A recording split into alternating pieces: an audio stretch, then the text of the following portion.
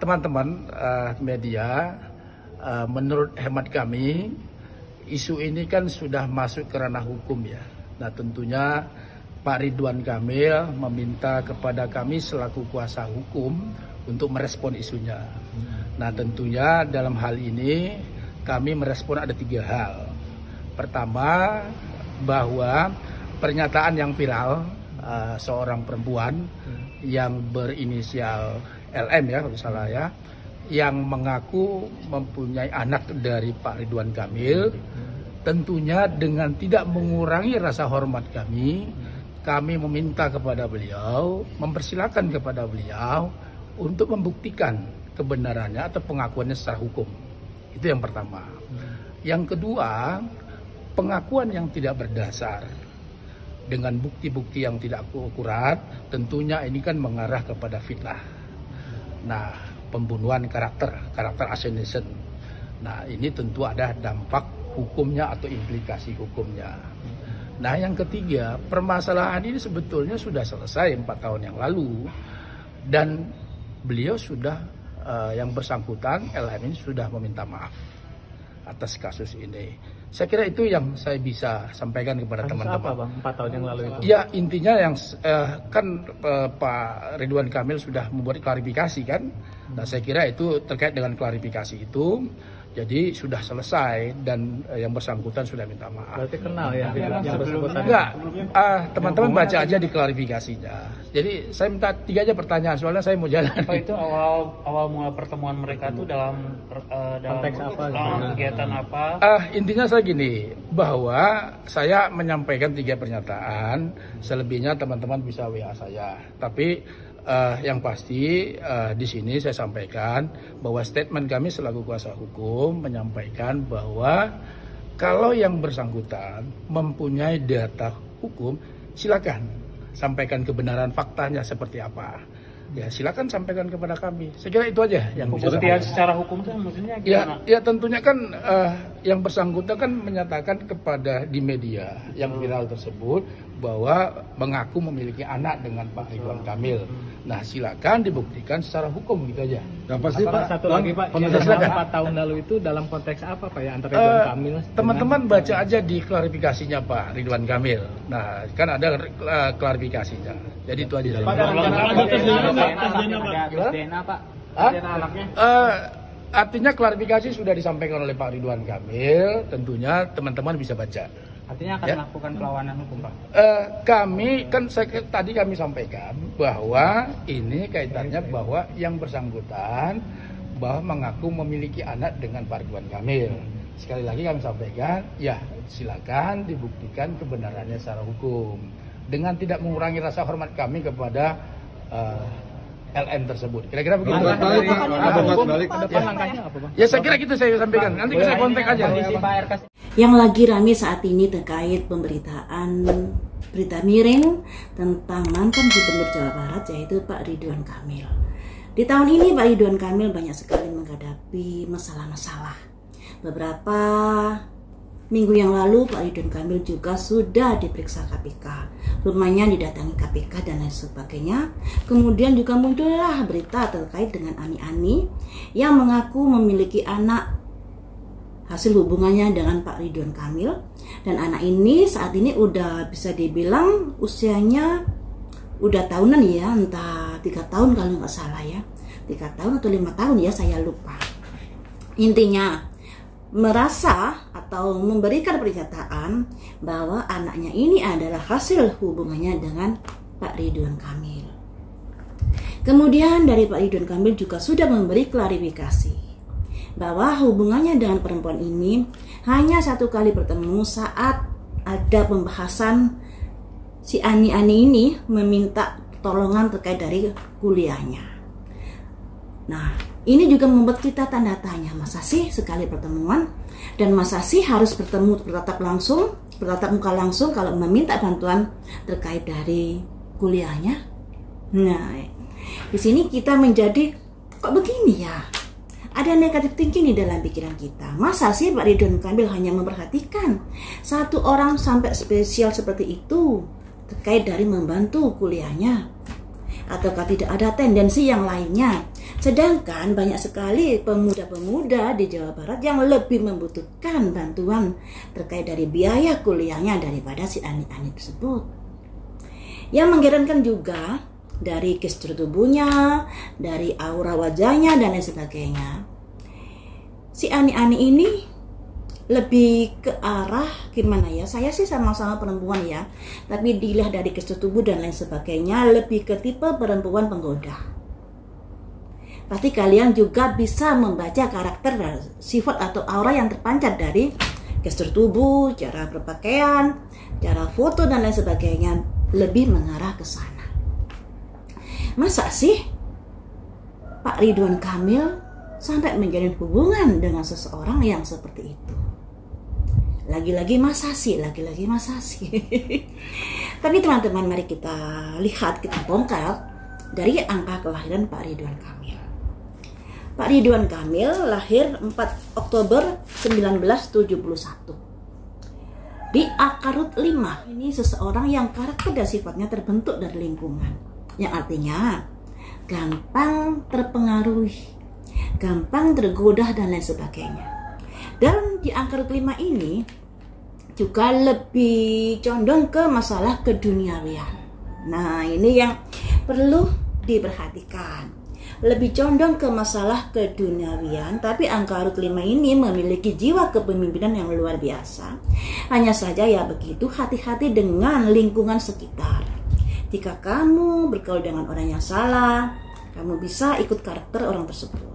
Tapi kalau kamu bergaul dengan seseorang yang baik, maka bisa baik pula karaktermu, karena karakternya terbentuk dari lingkungan. Mudah sekali kena pengaruh dari lingkungan. Nah, kemudian dari angka lahir Pak Ridwan Kamil ini juga terlihat adanya masalah keuangan. Ini ada kaitannya dengan dimana pada akhirnya dia diperiksa KPK. Karena di sini ada kode-kode di mana merencanakan sesuatu yang pada akhirnya bermasalah terkait masalah keuangannya. Kemudian dia juga bisa jatuh karena pergaulan yang salah dan lain sebagainya. Ada angka kehilangan di akhir-akhir masa usia tuanya, masa usia 45 ke atas. Sangat disayangkan sekali loh ya, karena sebenarnya Pak Ridwan Kamil ini dari kepemimpinannya atau dari karakter yang memiliki tipe pemimpin yang luar biasa, leadernya luar biasa, dia bisa mendatangkan kesuksesan. Hanya sayangnya salah pergaulan, salah melangkah, yang pada akhirnya di masa-masa tuanya dia menghadapi angka kehilangan yang tadinya dia sangat dihormati, disegani dan lain sebagainya. Jadi kalau dari angka kelahirannya tidak menutup kemungkinan segala sesuatu bisa terjadi sesuai dengan berita-berita miring saat ini. Ya, ada kemungkinan juga, tapi semuanya itu juga perlu dibuktikan. Dan di sini Pak Ridwan Kamil sudah menyewa pengacara untuk melakukan proses hukum terkait berita-berita yang sedang berkembang. Dan si Ani-Ani ini juga sudah menghubungi pengacara Sunan Kalijaga untuk membantunya di dalam masalah ini. Jadi Pak Ridwan Kamil sudah ingin memproses masalah ini, sedangkan Ani-Aninya juga tak gentar melangkah. Makanya dia merapat ke pengacara Sunan Kalijaga untuk membantunya mengatasi masalah ini. Nah, saya sudah mengupas dari angka lahirnya. Sekarang saya prediksi dari kartu tarotnya. Mengapa masalah ini muncul di media setelah beberapa tahun? Kenapa nggak dulu-dulu saat Pak Ridwan Kamil masih menjabat sebagai gubernur? Saat ini Pak Ridwan Kamil sedang diterpa banyak masalah terkait KPK dan lain sebagainya. Kenapa kamu baru muncul? Dan dari sisi Pak Ridwan Kamil sudah memberikan pernyataan bahwa masalah ini sudah didaur ulang. Saat dulu si Ani-Ani ini sudah meminta maaf. Tapi kenapa masalah ini dicuatkan kembali? Katanya ada tendensi masalah ekonomi. Mari kita prediksi di sini. Apa yang membuat Ani-Ani tersebut, namanya Lisa ya, Ani-Ani tersebut mempublikasikan kembali masalahnya dengan Pak Ridwan Kamil di beberapa tahun yang lalu. ada kesedihan yang dia rasakan. Sebagai seorang ani-ani, tentunya dia harusnya mengetahui atau harusnya sadar akan risiko yang dihadapinya. Tapi di sini dia bersedih karena apa? Ada seseorang wanita menggendong bayi ya, menggendong bayi anjing atau mayat anjing ini yang melambangkan dia sedih sekali dengan kondisi anaknya. Nah, kesedihan ini mengapa baru kamu munculkan di media sosial? Karena apa? Karena apakah? Karena menuntut adanya sebuah keadilan. Ada simbol orang bawa neraca. Neraca ini kan simbol timbangan. Jangan berat sebelah, harus ada keadilan di sini. Walaupun di bawah-bawah ini ketika dia menuntut keadilan akan banyak orang yang cemberut. Nah, ini akan banyak orang yang mencibirnya dan lain sebagainya. Jadi yang melandasi kenapa ani-ani ini memberikan atau meng-up masalahnya ini setelah beberapa tahun silam kejadian itu karena dia menuntut adanya keadilan dan dia merasa bersedih terkait dari kondisi anaknya, kondisi hubungannya dan lain sebagainya. Menuntut keadilan. Nah, keadilan yang seperti apa yang kamu tuntut? Ataukah kamu menginginkan sesuatu yang berupa materi di dalam tuntutanmu? Joy, kesenangan, keberhasilan, kesuksesan terkait dengan masalah keuangan juga. Jadi teman-teman, si ani-ani ini berusaha untuk meng-up kembali masalahnya dengan Pak Ridwan Kamil. Tentunya karena ada sebabnya. Yang pertama ingin menuntut keadilan, yang kedua juga karena ada soal materi juga di sini. Ternyata, apakah saat kamu tidak menuntut dulu beberapa tahun yang lalu karena kamu mendapatkan sesuatu dari Pak RK ini, soulmate, insecurity. Mengapa dia menuntut saat ini setelah Pak Ridwan Kamil tidak menjabat sebagai gubernur? Dikarenakan saat itu dia kurang percaya diri. Saat itu Pak RK memiliki kekuasaan di Jawa Barat. Ini yang menjadi latar belakang mengapa dia baru menuntut saat ini. Yang pertama, karena dia merasa kecewa, merasa bersedih terkait dari mungkin ada kaitannya dengan materi, makanya dia menuntut adanya sebuah keadilan di sini, adanya sebuah persamaan dan lain sebagainya. Dan kenapa baru sekarang? Karena beberapa tahun yang lalu ada soulmate, masih belum ada masalah-masalah yang mencuat. Nah, ketika saat itu dia tidak menggugat dikarenakan yaitu tadi merasa tidak percaya diri, merasa kurang aman terkait dengan situasi kala itu. Karena Pak Ridwan Kamil masih menjabat sebagai gubernur. Nah, selanjutnya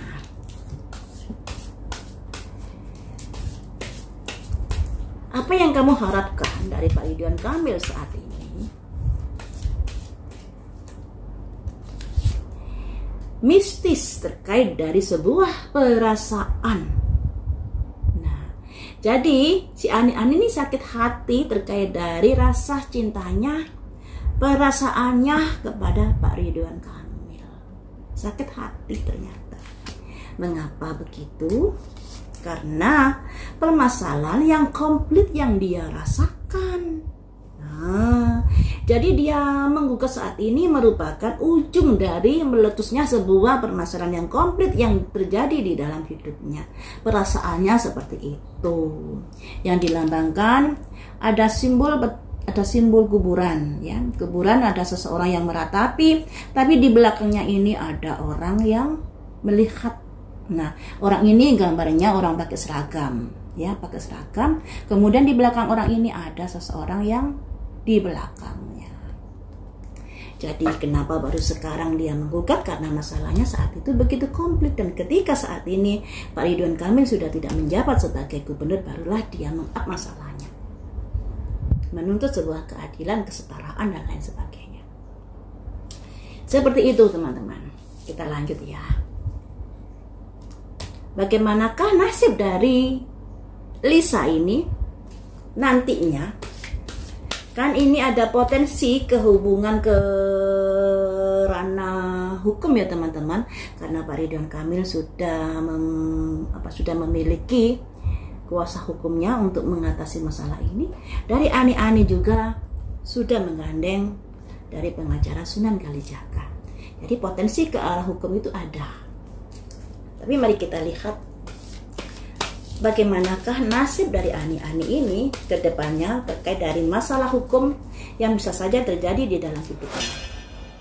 Fight, dia yakin teman-teman.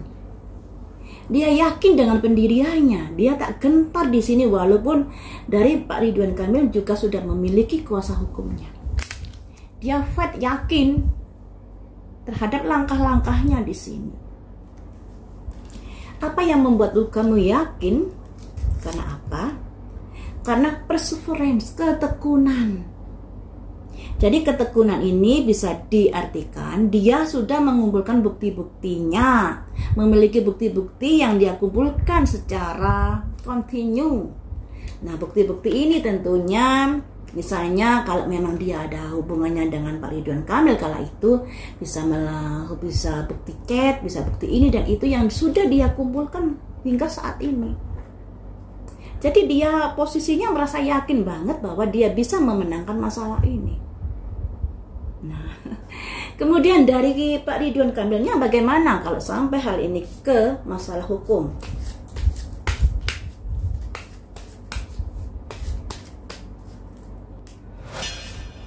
Komplasensi, ada ketidakpuasan di sini. Jadi ada kekecewaan nantinya yang akan dirasakan oleh Pak Ridwan Kamil. Mengapa begitu? Nah, confusion. Oh, jadi begini, dengan adanya berita-berita miring saat ini membuat Pak Ridwan Kamil merasa kecewa, merasa tidak puas terkait berita-berita yang lebih condong miring kepadanya. Apalagi berita-berita ini juga sudah ditiupkan menjadi biang gosip. Makanya di sini ada confusion, membingungkan, membuat masalah ini semakin melebar kemana-kemana. Ya, ada gosip yang ditiupkan di sini untuk menjatuhkan dari Pak Ridwan Kamil. Kemudian kalau masalah proses hukum, apakah Pak Ridwan Kamil juga memiliki kekuatan untuk melawan dari Lisa? Insting, naluri. Kalau insting itu berarti dengarkan suara hatimu sebelum kamu melangkah, sebelum kamu melakukan sesuatu tindakan.